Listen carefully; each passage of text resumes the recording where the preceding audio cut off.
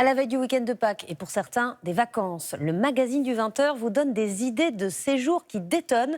Si vous ne comptez pas occuper vos journées avec des jeux de société, pourquoi ne pas tenter le stage de survie? Dormir dans la forêt, manger ce que vous trouvez sur place et faire du feu. Reportage en Dordogne de Barbara Six, Rémi Moquillon et Marie-Pierre Cassignard. Se préparer pour l'inconnu. Au cœur de la Dordogne, sous une pluie fine, ces familles viennent passer un week-end d'aventure, des vacances hors des sentiers battus. Vous avez des appréhensions?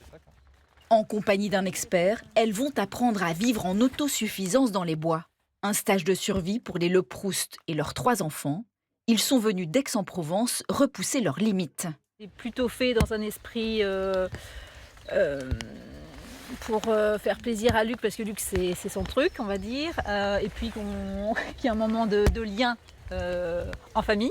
Là je suis ravi parce que je me suis toujours posé la question de comment faire du feu quand il pleut. Et donc là je pense que ça va être juste parfait. Mais vous savez que le deuxième nom du pissenlit, c'est dent de lion. À peine parti, il faut déjà penser au repas du soir. Trouver de quoi manger parmi les plantes les plus banales. Alors l'ortie, c'est super riche en nutriments. Dans l'ortie, 40% du pois sec, c'est de la protéine. Donc c'est plus que rapporté au pois, c'est plus que dans le poulet par exemple. Ce stage est le cadeau de Noël de ce père ingénieur à son fils. Un week-end aux saveurs inattendues. Très goût de plante, d'herbe. Autre priorité, se mettre en quête du bien le plus précieux. Alors c'est pas idéal parce qu'effectivement c'est de l'eau stagnante. L'eau à puiser dans la moindre flaque. Je veux faire en sorte qu'il y ait le moins de particules possible, le moins de terre, le moins de branches, le moins de têtards crevés, etc. À mon avis, si on la consomme comme ça, c'est un peu être malade. Dans tous les cas, on va la purifier. Pas une minute à perdre, ramasser du bois pour le feu avant la nuit, vite se confectionner un abri. Des priorités qui sortent de l'ordinaire pour Arthur, 14 ans. D'habitude, on part en voyage, loin. Là, on a fait que 2 heures de route, donc c'est super, on s'amuse bien. C'est vraiment un moment déconnecté, 48 heures comme ça, qu'il n'aille pas toucher son téléphone et puis qu'on regarde ce qui se passe autour, et puis voilà. Reste le plus gros défi, allumer un feu à la force des bras. S'essayer encore et encore à l'école de la patience. Et là, tu essaies de rester le plus droit possible. Ça t'a brûlé. Jusqu'à obtenir enfin une braise. C'est bon, pas la peine de souffler. Allez. Et c'est toute la famille qui s'enflamme. Attention à tes cheveux. Vas-y, souffle un peu. Allez, au foyer. Nickel. Allez, maintenant, on met le petit bois. On aime partager des moments un petit peu difficiles, où on sort de notre zone de confort, et puis ça nous permet de nous ressouder. Seul repas de la journée, quelques feuilles d'ortie bouillies, un festin pour les estomacs vides. Ce matin, j'ai pas mangé, et hier soir, j'ai mangé très peu, du coup. C'est une belle découverte. Oui, mais on sent un peu les pics. Soirée au coin du feu et courte nuit sur une paillasse de feuilles humides. Malgré le chant des oiseaux, réveil difficile pour nos apprentis Robinson. C'est un peu inconfortable, on est un peu serré, mais ça va. C'était un peu la crainte aussi de le froid là pendant la nuit et de pas trop dormir, et ça a été le cas, quoi. Un week-end hors du temps, sans téléphone ni nourriture, pour trouver le bon cap. Resserrer les liens de la famille. Il y a un sentiment de satisfaction et puis de se dire on l'a réussi, on l'a fait et on a pu le dépasser. Une aventure à 176 € par personne, immortalisée à tout jamais dans l'album des vacances. Un peu plus classique, les parcs d'attractions font le plein en cette période de vacances. Pas seulement les grands, connus dans le monde entier, les petits parcs près de chez vous, au ticket d'entrée aux alentours de 20 €. Pour être attractif et rentable, ils proposent une palette de petits plaisirs au prix abordable. Le grand format est signé Anne Domy et Clément Jean-Pierre. Ils ont mis le cap sur des vacances à sensations, près de chez eux. Un parc d'attractions de 4 hectares, en pleine campagne, où le budget, lui, ne grimpe pas en flèche. Cette famille s'offre une grande journée d'évasion, à petit prix. Voilà, ouais, tu peux y aller. Entre 19 et 22 € l'entrée. 120 € à eux 6, à peine le prix d'une seule place dans un grand parc d'attractions. C'est quand même une journée qui revient pas cher par rapport à d'autres parcs d'attractions qui sont quand même beaucoup plus loin. Ce qui fait qu'on peut venir souvent quand même avec les enfants passer la journée. Comme la majorité de la clientèle, ils habitent la région. C'est quoi ça, le Furio? Ah ben ça je veux le faire aussi moi, ça va. Ils viennent pratiquement à chaque vacances scolaires, où ils enchaînent les manèges à vitesse grand V. Avec 2000 entrées par jour en basse saison, ici, pas de file d'attente interminable. Et on a de la chance quand même, il n'y a personne. On peut faire plus de manèges dans la journée. Parce qu'il y a des parcs d'attractions où on arrive à faire 3, 4 manèges parce qu'on fait 1 heure de queue. Ils sont partis pour jouer à se faire peur. Du grand vertige. Une plongée tête la première dans des vacances bien méritées. C'est l'école toute l'année. Et là, c'est on décompresse. Ouais. Les enfants décompressent, les parents aussi. Ce qui séduit les familles, c'est que le parc reste accessible. Le parking est gratuit. Et à l'heure du déjeuner... Bon, allez, on y va. On va manger. Contrairement à beaucoup d'autres structures, le pique-nique est autorisé. Allez, sandwich. Bon, c'est pas encore trop cher ici, mais c'est des menus à peu près 10 €. Bon, on est 6, 60 €. Des économies qui permettent de s'offrir de petits extras. Je vais prendre 4 paquets de chips barbecue. C'est la stratégie gagnante des 11 points de restauration du parc. Capitaliser sur les petits plaisirs qui peuvent rapporter gros. La restauration, c'est 30% du chiffre d'affaires. La commande 31, s'il vous plaît.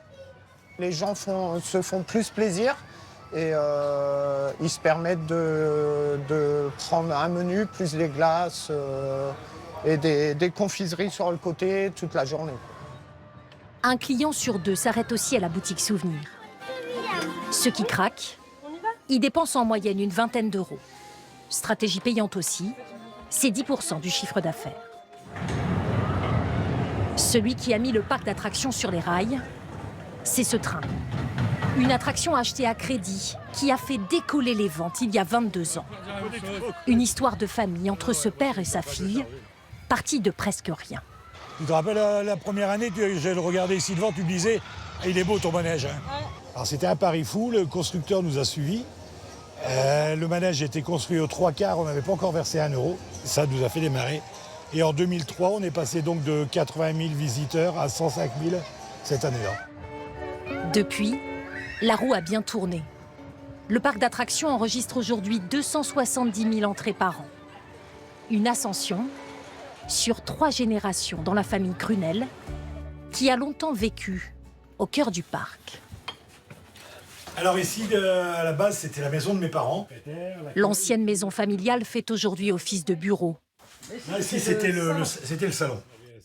Tout est parti de ce parc de loisirs, il y a 40 ans. On a l'impression que c'était hier, et en fait, quand on regarde, ça par exemple, ça date des années 80. Ça. Quand on voit maintenant, en fait, on a du mal à se dire, si faut reprendre les maintenant, photos. c'est ça qu'on veut. Voilà, faut reprendre les photos pour se rendre compte de ce que c'était. De l'évolution. À l'époque, juste une grande aire de jeu avec quelques manèges, imaginés par les grands-parents. Un couple de forains originaires du bassin minier qui voulait se sédentariser. 4 décennies plus tard, l'héritage familial est toujours en marche. La 3e génération a repris le flambeau et continue d'investir chaque année dans de nouvelles attractions. Émilie Merlot et son mari viennent de miser sur ce jeu de bataille d'eau. Ça mouille beaucoup, ouais. Ça mouille énormément. Eux aussi se sont mouillés. 1,5 million d'euros investis. Comme les gens, généralement, ils viennent minimum une fois par an chez nous. Donc s'ils viennent pendant 2-3 ans et qu'ils voient toujours les mêmes attractions, mais à quoi ils vont aller voir ailleurs. Le couple bouillonne de nouvelles idées, mais n'a plus assez de place pour les concrétiser. Avec l'achat de ce nouveau terrain de jeu, de près d'1 hectare, ils espèrent bientôt pouvoir installer ici le plus grand manège du parc. De là qui va partir, ouais. Qui finira là-bas. Un nouveau train à 9 millions d'euros. Budget et dimension XXL. Il faut une longueur de 100 mètres et la vitesse qui va atteindre à peu près les 80 km/h de propulsion en quelques secondes. Donc c'est ça qui va complètement changer l'image de Dennis avec ses petits manèges. Avec cette future attraction, Le couple espère faire 35 000 entrées supplémentaires par an. Le parc n'a pas fini de prendre son envol. La 4e génération d'héritiers a encore l'âge de faire du manège, mais se dit déjà prête à repartir pour un tour. On sort de nouveau de sa zone de confort pour des vacances sportives. Je vous propose de mettre vos adolescents sur un vélo, premier exploit, et de remonter le canal du Midi entre Toulouse et Sète. Paysage magnifique, activités sportives récompensées par des repas gargantuesques. Reportage de Jamila Mimouni et Nicolas Damy. Ils ont choisi l'aventure à vélo le long du canal du Midi. Cette famille originaire de Rouen s'était lancée de Toulouse pour 6 jours de balade. 250 km au total. Le canal du Midi, on cherchait vraiment un endroit sécurisé qui n'expose pas trop les enfants au risque de la circulation. Et là, c'est vraiment protégé, quoi. Ce jour-là, ils se lancent dans leur 5e étape. 46 km à parcourir entre Omps dans l'Aude et Capestan dans l'Hérault. Allez, c'est parti!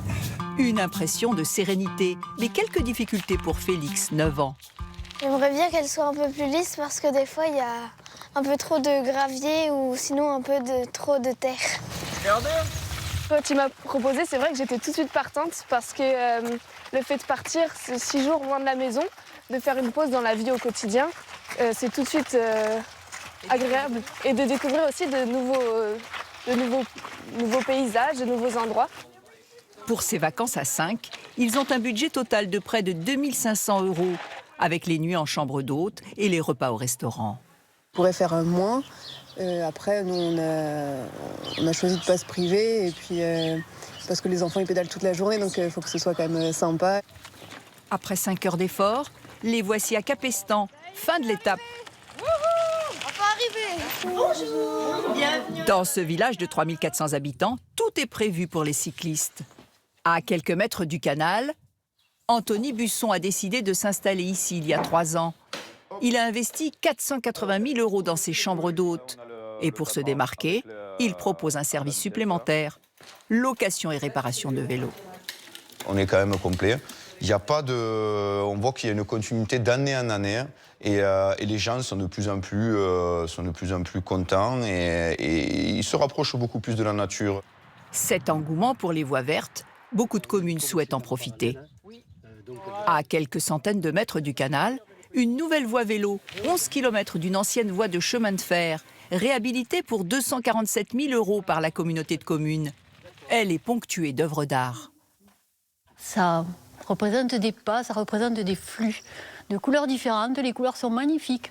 Elle mène à Puisserguier, une petite commune de 3000 habitants, avec son château du XIIe siècle.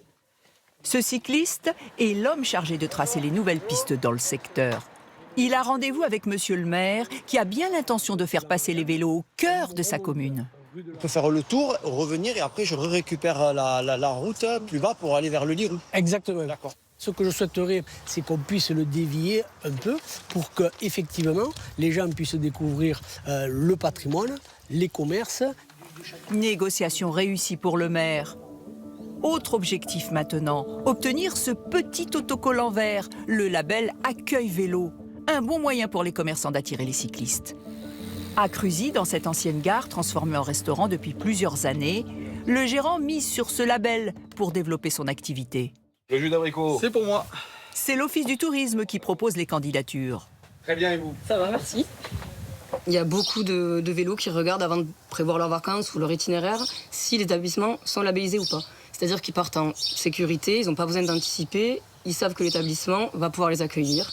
Il y a de nombreux critères. Donc ce qui est important aussi, c'est de savoir répondre donc, aux besoins des cyclistes, notamment pouvoir recharger leur batterie électrique, pouvoir aussi qu'ils aient la possibilité d'avoir un kit de réparation. Et surtout, le restaurant doit ouvrir au moins 5 jours dans la semaine. Difficile pour le gérant. Pour l'instant, on ne peut pas ouvrir tous les jours. On n'a pas assez de passages en vélo. Donc pour le label, on n'est pas encore prêt. Dans quelques mois, si tout va bien, les nouveaux tracés lui amèneront plus de monde. Les randonneurs à vélo sont désormais courtisés. Ce sont eux les nouveaux maîtres des tracés de voies vertes. Cette fois, on part à l'étranger pour une croisière exceptionnelle sur un petit bateau de pêche traditionnel écossais. À bord, 8 passagers maximum et 2 membres d'équipage. Embarquement pour un séjour au milieu des îles écossaises avec la nature pour spectacle. Reportage de Maëlys Septembre, Charline Madini et Léna Soudre. Avec son chapelet d'îles aux falaises escarpées, l'ouest écossais ne révèle l'étendue de sa beauté sauvage et brute qu'aux visiteurs qui choisissent de prendre la mer. Au cœur de ces paysages époustouflants, ce petit bateau de pêche traditionnel au nom grandiloquent, Splendeur, s'offre une nouvelle jeunesse en tant qu'hôtel flottant d'île en île. Splendeur était basée au port de Peterhead pendant une 30aine d'années lors de sa carrière dans la pêche. Maintenant, elle peut faire des pauses pendant la journée, ce qui est bien pour une vieille dame. Ted Creek en est le fier capitaine depuis 3 ans. À l'intérieur, le tour du propriétaire est rapide, 5 cabines seulement. Voici la cabine numéro 3. C'est assez petit, mais si vous passez trop de temps ici, c'est que je fais mal mon travail. Car c'est bien à l'extérieur, sur le pont, que se trouve le vrai spectacle. Des îles désertes, peuplées de centaines de milliers d'oiseaux. Pour 450 € par jour de croisière, c'est cette immersion dans la nature que sont venus chercher ces passagers écossais. Le bruit des mouettes sur les falaises, le clapotis des vagues et le vent dans mes cheveux, en espérant que mon chapeau ne s'envole pas. La nature est juste là, au seuil de votre porte. Ça vaut tout l'or du monde. À la barre, Ted Creek connaît les recoins les plus secrets de ces eaux et chacune des quelques 800 îles du pays. Ce jour-là, cap sur Elsa Craig, un îlot volcanique d'à peine 1 km², inhabité depuis une 50aine d'années. Il est désormais une réserve naturelle pour les oiseaux et les phoques. Regarde, il y en a un juste là. L'espace de quelques instants, Janet et Simon Shearer sont les seuls sur cette île. On a l'île juste pour nous. C'est notre paradis. Je vais m'asseoir quelque part et simplement écouter. À part le son des oiseaux et des phoques, il n'y a rien d'autre. Pendant que les passagers vagabondent d'île en île, le chef Mike Wire, second membre de l'équipage, s'affaire dans cette petite cuisine. Ici, pas de place pour le superflu, que des produits frais et locaux. On se fournit en se déplaçant d'une île à l'autre. Là, ce sont des coquilles Saint-Jacques qui viennent du port de Tarbert, saisies à la poêle avec du beurre citron vert et gingembre. Des coquilles Saint-Jacques écossaises, accompagnées de boudins noirs émiettés écossais, et suivies d'un carré d'agneau écossais lui aussi. La recette pour conquérir les papilles des clients. J'ai déjà presque tout fini, donc ça prouve que j'ai aimé. C'est incroyable. Si seulement je cuisinais comme ça. Bercés par les vagues, certains dérobent quelques instants à la nuit. Le privilège d'admirer encore un peu les couleurs vibrantes de l'Écosse au soleil couchant.